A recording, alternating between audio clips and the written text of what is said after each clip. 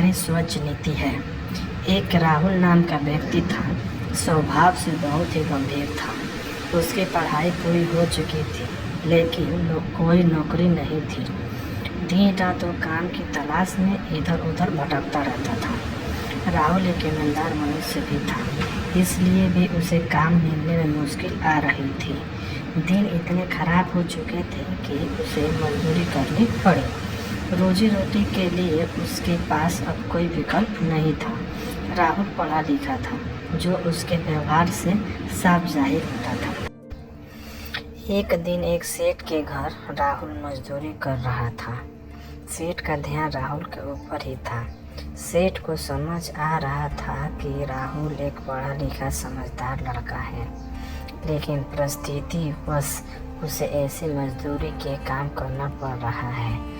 सेठ को अपने एक विशेष काम के लिए एक ईमानदार व्यक्ति की ज़रूरत थी। उसने राहुल की परीक्षा लेने की सोची। उसने एक दिन राहुल को अपने पास बुलाया और उसे 50,000 रुपये दिए, जिसमें 100 के नोट थे, और कहा, भाई तुम ईमानदार लगते हो, ये पैसे मेरे एक व्यापारी को दे आओ। राहुल ने ईमानदारी से पैसे पहुंचा दिए। दूसरे दिन व्यापारी ने राहुल को फिर से पैसे दिए। इस बार उसने राहुल को बिना गिने पैसे दिए, कहा खुद ही गिन लो और व्यापारी को दे आओ। राहुल ने ईमानदारी से काम किया। सेठ पहले से ही गले में पैसे गिन कर रखा था, पर वो राहुल की ईमानदारी की परीक्षा लेना चाहता था। रोज वो सेठ उसे पैसे देने भेजता था। राहुल की माली हालत तो बहुत ही खराब थी। एक दिन उसकी नीयत डोल गई और उसने 100 रुपये चुरा लिए, जिसका पता सेठ को लग गया, और सेठ ने कुछ नहीं कहा। फिर से राहुल को रुपये देने भेजा। सेठ के कुछ न कहने पर राहुल की हिम्मत बढ़ गई। उसने रोजाना चोरी शुरू कर दिया। सेठ को उम्मीद थी कि राहुल उसे सच बोलेगा, लेकिन राहुल ने नहीं बोला। एक दिन सेठ ने राहुल को काम से निकाल दिया। वास्तव में सेठ अपने जीवन का एक सहारा ढूंढ रहा था। उसकी कोई संतान नहीं थी। राहुल को भोला भाला जानकर उसने उसकी परीक्षा लेने की सोची थी।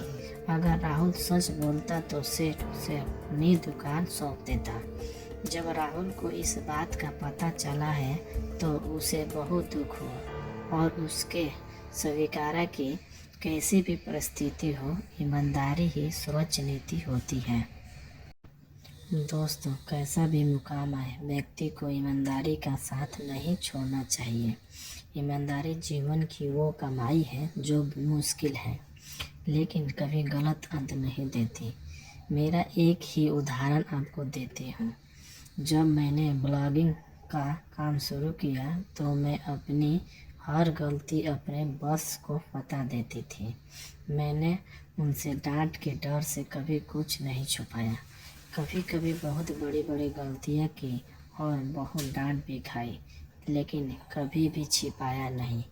उसका परिणाम यही रहा कि मेरे साथ काम शुरू करने वाले सभी लोगों को कुछ ही दिनों में हटा दिया गया। लेकिन गलतियां करने के बावजूद मुझे कभी काम से नहीं हटाया। उल्टा मेरा काम और दायित्व आवश्यकता अनुसार बढ़ा दिए गए। मेरी इसी ईमानदारी के कारण मुझे रोज़ कुछ ना कुछ नया सीखने मिलता है। मेरी गलतियों का सिलसिला आज भी बरकरार है, जिसके कारण मुझे भी हटा दिया जा सकता है, लेकिन ईमानदारी के कारण मेरी उन गलतियों को हंस कर टाल दिया जाता है। मेरे जीवन अनुभव के आधार पर मैं आप सभी से कहूँगी कि ईमानदारी सर्वोच्च नीति है। आप सभी को प्रण लेना चाहिए, कैसी भी परिस्थिति हो, लेकिन ईमानदारी का दामन कभी ना छोड़ें। आपको मेरे द्वारा लिखी कहानी ईमानदारी सर्वोच्च नीति एवं मेरे जीवन से जुड़ी यह बात कैसी लगी, कमेंट जरूर करें।